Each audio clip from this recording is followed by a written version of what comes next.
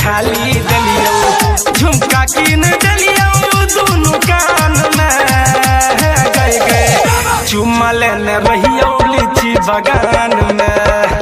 गे छोड़ी होठ लाली दलियो, गे कान में के बाली दलियो, गे छोड़ी होठ लाली दलियो, गे कान में के बाली दलियो।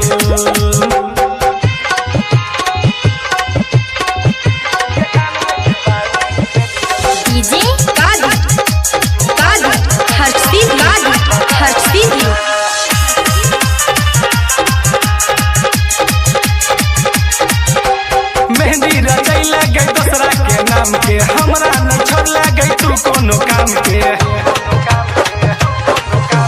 मेहंदी रचैला गई दूसरा के नाम के, हमरा न छोड़ला गई तू कोनो काम के।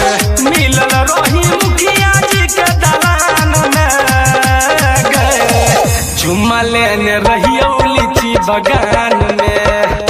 गे छोड़ी होठ लाली दलियो, गे कान में के बाली दलियो, गे छोड़ी होठ लाली दलियो, गे कान में के बाली दलियो।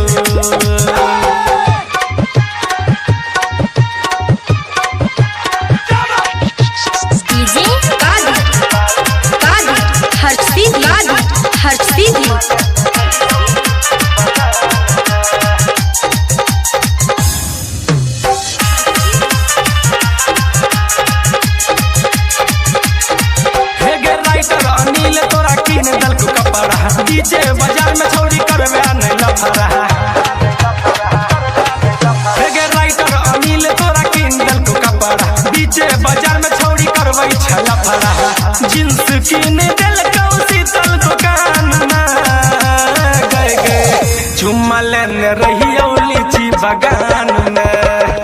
गे छोड़ी होठ लाली दलियो, गे कान में के बाली दलियो, गे छोड़ी होठ लाली दलियो, गे दूध में के छाली दलियो, झुमका कीन दलियो दोनों कान में गए गए, चुम्मा लेने रहियो लीची बगान में। गे छोड़ी होठ लाली दलियो, गे कान में के बाली दलियो, गे छोड़ी होठ लाली दलियो, गे दूध में के छाली दलियो, झुमका कीन दलियो दोनों कान में गए गए, चुम्मा लेने रहियो लीची बगान